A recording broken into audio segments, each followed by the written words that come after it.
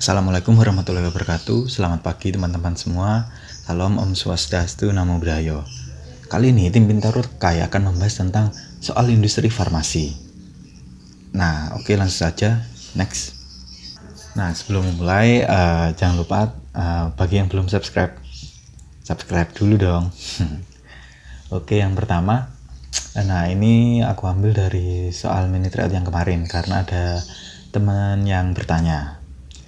Yang pertama, pada pengujian suatu batch tablet paracetamol dari suatu industri farmasi ternyata didapat kandungan vitamin C yang seharusnya tidak ada pada produk tersebut.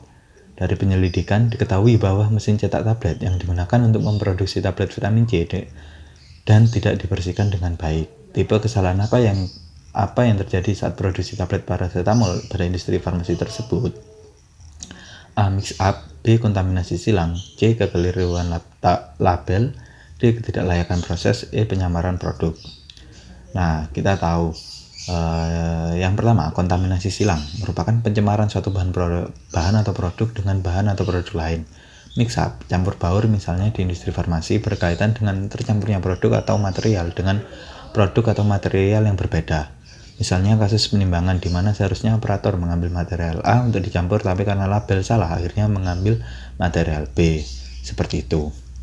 Nah, sederhananya kalau kontaminasi silang itu istilahnya zat aktifnya itu tercampur, sedangkan kalau mix up itu kayak misal kemasannya labelnya itu untuk vitamin C tetapi diambil untuk kemasan paracetamol, jadi seperti itu. Jadi tidak cocok antara label dengan obat yang ada dalam kemasan tersebut, seperti itu. Nah, pada kasus ini di mesin cetak tabletnya itu sebelumnya mencetak vitamin C tetapi tidak dibersihkan dengan baik, oleh karena itu tercampur dengan paracetamol. Nah, kasus ini itu bisa disebut dengan kontaminasi silang. Oke, selanjutnya nomor 2 yaitu di suatu industri farmasi akan dilakukan uji sterilisasi di laboratorium mikrobiologi untuk sediaan injeksi meprazol. Pernyataan yang tepat untuk menggambarkan laboratorium tersebut adalah A. Ruang kelas C, B. Ruang black area, C. Lab dengan latar belakang kelas B, D. Lab dengan latar belakang kelas C, E. Ruang gray area. Nah, dari soal diketahui jika akan melakukan uji sterilisasi untuk sediaan injeksi omeprazol. Nah, kata kunci di sini yaitu uji sterilisasi. Tentunya uji sterilisasi perlu ruang area yang bersih dan tekanan udara, pertukaran udaranya itu diatur seperti itu. Nah, di sini tentunya kalau uji sterilisasi butuh dengan ruang area lab dengan latar belakang kelas B. Jadi jawabannya C, laminar airflow. Ruang kelas yang ada di industri farmasi itu dibagi dalam beberapa kelas, yaitu ruang steril dan ruang non steril. Untuk kelas steril sendiri yaitu kelas ABCD. Nah, untuk yang non steril kelas E, yaitu ada E umum dan E khusus. Nah, di sini ada pembagian kelas-kelas ini berdasarkan tujuan dan manfaat masing-masing kelas. Untuk kelas A sederhananya itu merupakan kelas yang paling steril. Nah, di sini itu biasanya untuk pengolahan sediaan parenteral, yaitu injeksi parenteral, tetes mata, dan pengisian sel mata. Nah, di situ sudah ada keterangannya. Kemudian untuk kelas B ini merupakan lingkungan latar belakang zona kelas A untuk pengolahan dan pengisian aseptis sendiri. Nah, untuk pengolahan dan segala aktivitas yang dilakukan secara aseptis sebetulnya butuh sterilitas yang tinggi. Nah, kelas A digunakan sebagai ruang kelas untuk pengolahan secara aseptis seperti itu. Nah, kelas B ini sebagai latar belakangnya. Jadi misal yang lab itu ada di kelas A. Nah, yang mengelilingi lab itu merupakan kelas B, yaitu latar belakang kelas B seperti itu. Nah, kemudian ruang steril yang lain yaitu kelas C, yaitu digunakan untuk pembuatan larutan bila ada resiko di luar kebiasaan, pengisian produk yang akan mengalami sterilisasi akhir, pembuatan larutan yang akan disaring, kemudian pengisian secara aseptis dilakukan di kelas A dengan latar belakang kelas B. Nah, selanjutnya D yaitu kelas bersih, pembuatan obat steril dengan sterilisasi akhir. Nah, di beberapa soal UKAI itu menyebutkan ada yang menyebutkan sterilisasi akhir itu di kelas C, Yang kelas D itu untuk pencucian alat-alat steril seperti itu. Kemudian selanjutnya yaitu kelas non steril, yaitu kelas E. Ada E umum dan E khusus. Yang membedakan kalau E khusus itu untuk pengolahan bahan higroskopis, sedangkan E umum untuk ruang pengolahan dan pengemasan primer obat non steril.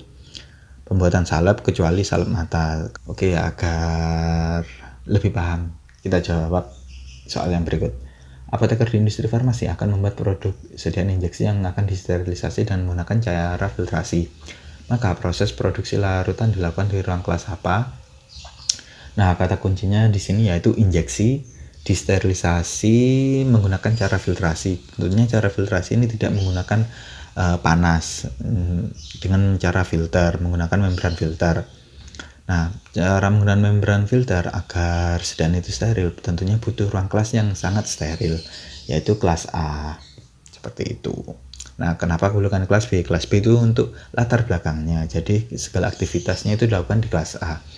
Kelas C bukan, karena itu tadi tindakan steril dilakukan di kelas A.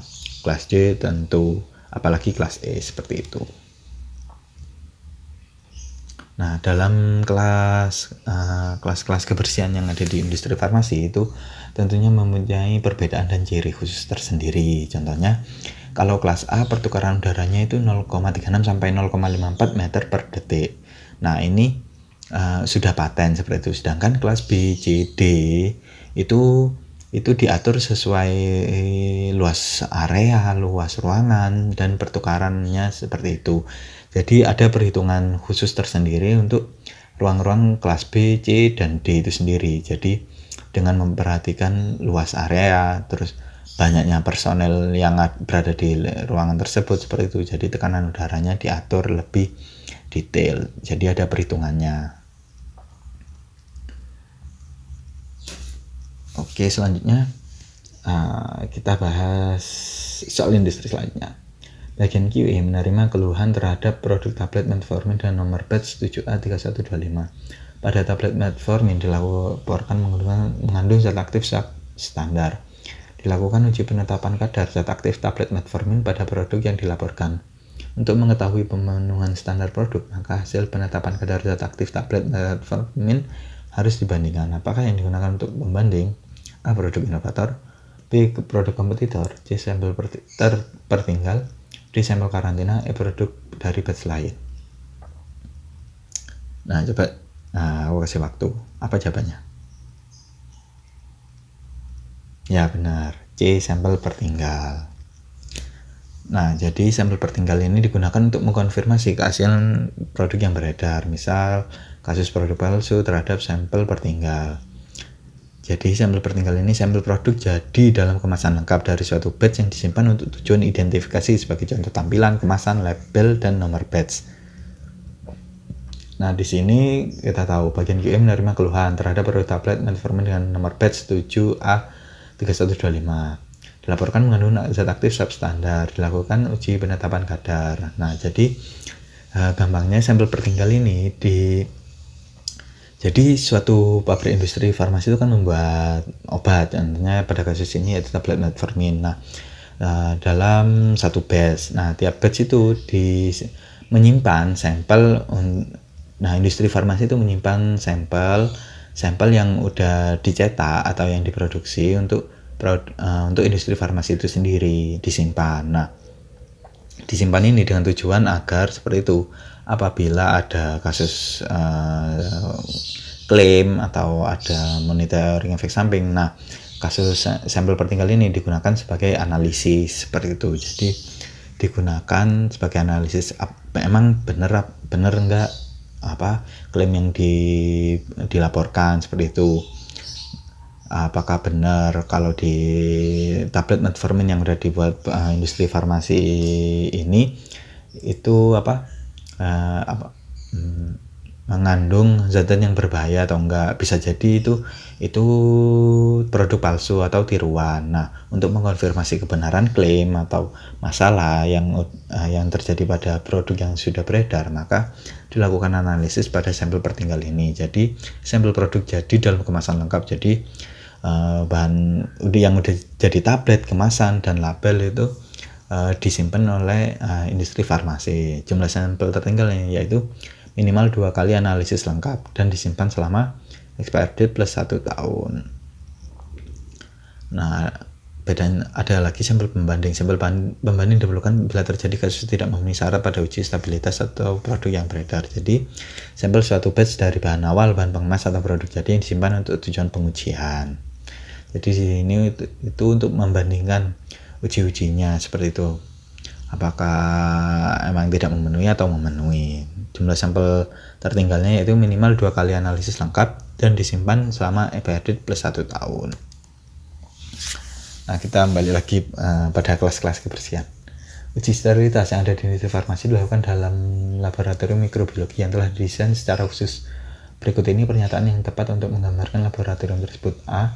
Latar belakangnya kelas B. B. Latar belakangnya kelas C. Boleh tidak memiliki lab namun terdapat HEPA digunakan untuk uji potensi antibiotik. E. Termasuk dalam ruang kategori kelas D.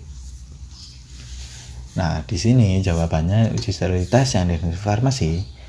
Pernyataan yang tepat yaitu A. Latar belakangnya kelas B. Oke teman-teman, terima kasih atas telah menonton video ini. Apabila kalian ada pertanyaan atau yang mau didiskusikan bisa tulis di kolom komentar.